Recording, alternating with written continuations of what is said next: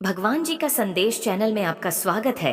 अगर आपको वीडियो पसंद आए तो कृपया सब्सक्राइब और लाइक करें। मेरे बच्चे, मैं तुमसे बहुत प्रश्न हूँ, इसलिए अब तुम्हें इंतजार करने की आवश्यकता नहीं। मैं तुम्हारी जिंदगी से बहुत ज्यादा प्रश्न हूँ। मैं उन बटन को तुम्हें आज बताना चाहती हूँ, इसलिए आज तुम्हें मैं विशेष आशीर्वाद देने आई हूँ। मेरे बच्चे, मेरी असलियत जन्म और मेरे स्वरूप पहचान का वक्त ए चुका है, क्योंकि मैं तुमसे बहुत प्रेम करती हूँ और मैं तुम्हें किसी भ्रम में नहीं रखना चाहती हूँ। तुम बहुत भाग्यशाली हो मेरे बच्चे, जो मेरे असली रूप को देख पाओगे। मेरा प्रेम तुम्हारे जीवन का हर भजन मुक्त कर देगा। मेरे असली रूप के आज दर्शन होंगे। मेरे बच्चे, मैं जानती हूँ तुम्हें मेरे इस रूप से डर लगता है।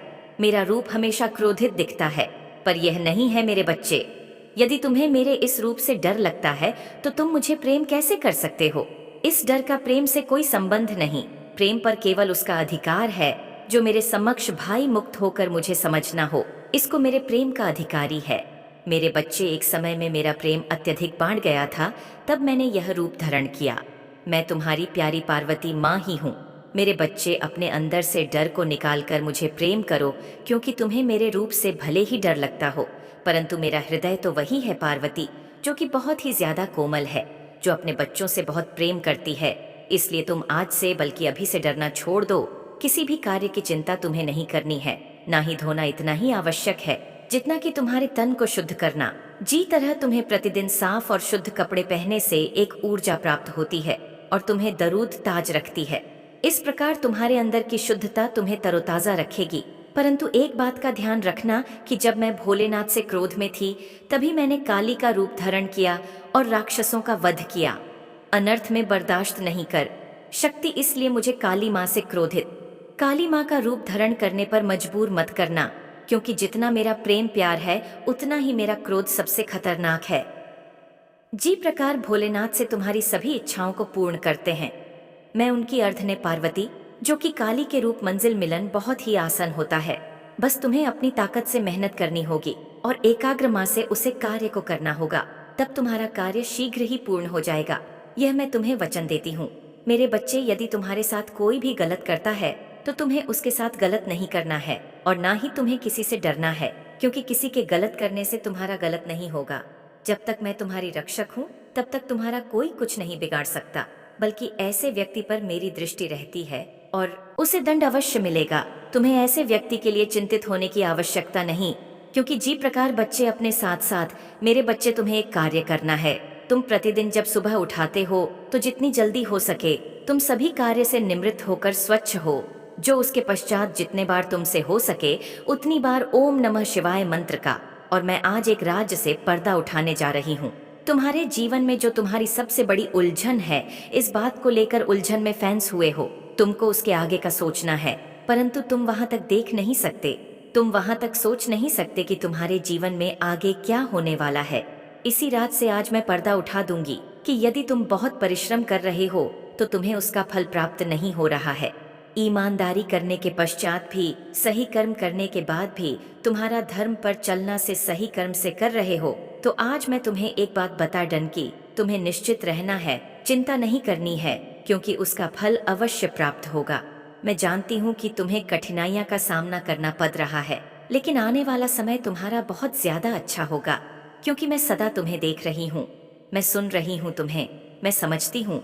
तुम्हारे सभी कार्य को ध्यान से देखते हूँ और उसका फल मैं तुम्हें अच्छा देने वाली हूँ। मेरे बच्चे, तुम स्वयं भी झांत नहीं कर पाओगे, आश्चर्यचकित हो जाओगे। इसलिए तुम निश्चित होकर अपने कर्मों को करते। जो मेरे बच्चे, मेरा आशीर्वाद सदैव तुम्हारे साथ रहेगा। तुम्हें जब भी कोई परेशानी होगी, मैं स्वयं आऊंगी तुम्हारी रक्षा करने के लिए। मेरे बच्चे, मेरी शक्तियाँ तुम्हारे साथ ही हैं। तुम्हारा जो विश्वास है मेरे ऊपर, उसे ऐसे ही बनाए रखना, क्योंकि विश्वास की शक्ति से ही संसार में रोज बड़े बड़े चमत्कार होते हैं। तुम्हारा विश्वास बहुत ही बहुमूल्य है।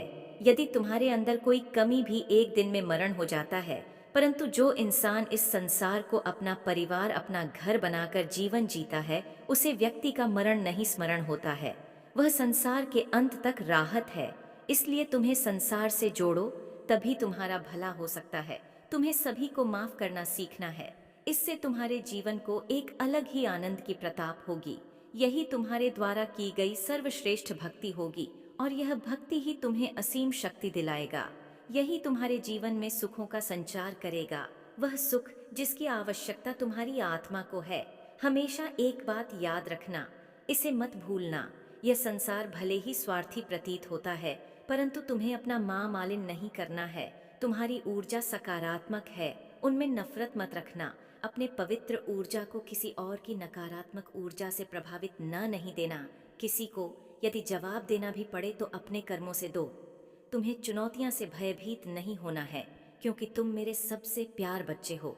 तुम्हारी भक्ति विश्वास और सच्ची है, क्योंकि वह वेद होने वाले व्यक्ति जीवन में आगे नहीं बांट पाते हैं।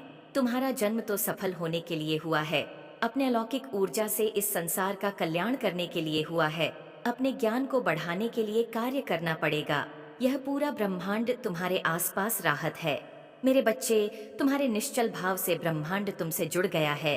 आज मैं चाहती हूँ कि तुम हमारी एक बात मानो, जिसकी तुम्हें आवश्यकता पड़ेगी। तुम्हारे आसपास कई लोग ऐसे हैं जो तुमसे प्रेम करते हैं, परंतु कुछ लोग ऐसे हैं जो तुम्हें पसंद नहीं करते।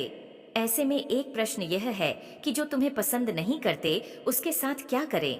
ऐसे में तुम्हें उन्हें भूल जाना है। यदि कोई तुम्हें पसंद नहीं करता तो तुम्हें उससे घृणा करने की आवश्यकता नहीं है।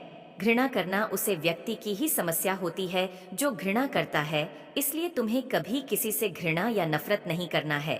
यह एक सच्चे व्यक्ति की पहचान है। यही तो तुम्हें औरों से अलग और सुखी बनती है। यही सोच संसार के सभी चीजों के समीप ले जाती है। मनुष्य के जीवन में केवल दो ही मुख्य वास्तु है, सुख और दुख। सुख वह है जो मनुष्य को उसकी सच्चाई दिखाएं, और दुख है जो मनुष्य को अपने आसपास वालों की सच्चाई दिखाएं। तुम्हारे जीवन के इन्हीं दो पशुओं के बड़े में आज मैं कहानी सुनने जा रही हूँ।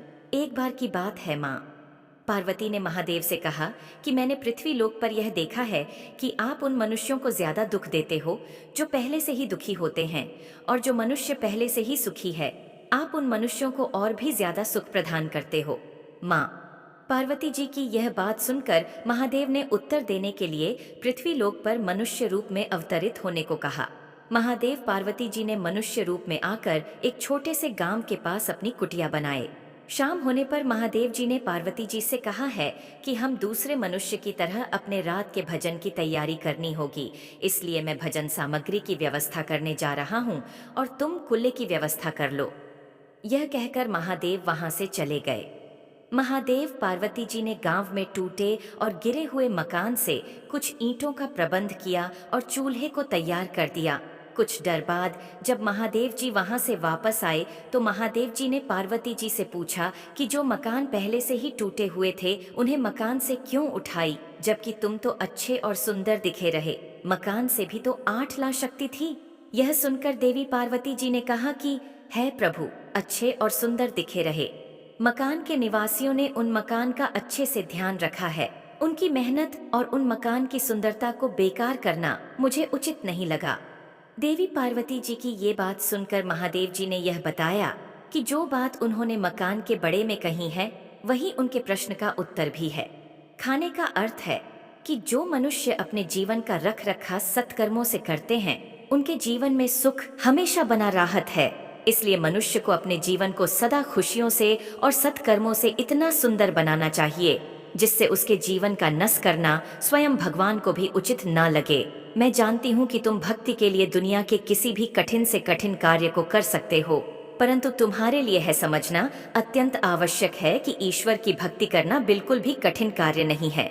सच्चे मन से भक्ति करने के लिए तुम्हें केवल एक बात का ध्यान रखना है, वह कि भक्ति करने के लिए दुनिया भर के आडंबर आवश्यक नहीं है, बल्कि भक्ति के लिए आवश्यक है भक्ति। तुम्हें तो यह पता होगा ही कि भगवान सर्वव्यापी है। सर्वव्यापी होने का अर्थ है कि ब्रह्मांड के कण कण में व्याप्त है। इसलिए अगर तुम सच्चे भक्ति हो तो तुम्हें संसार के हर कोने में प्रकृति की पवित्रता दिखाई देगी। एक बात हमेशा याद रखना, अगर तुम सच्चे माँ से सच्चे हृदय से ईश्वर का ध्यान करते हो तो उसे वक्त अपने ईश्वर के दर्शन होना निश्चित हो जाता है, किंतु ईश्वर अपने भक्तों को कब कहाँ और किस रूप में दर्शन देंगे यह अनिश्चित है। इसलिए तुम्हें अपने ईश्वर का स्मरण करना चाहिए।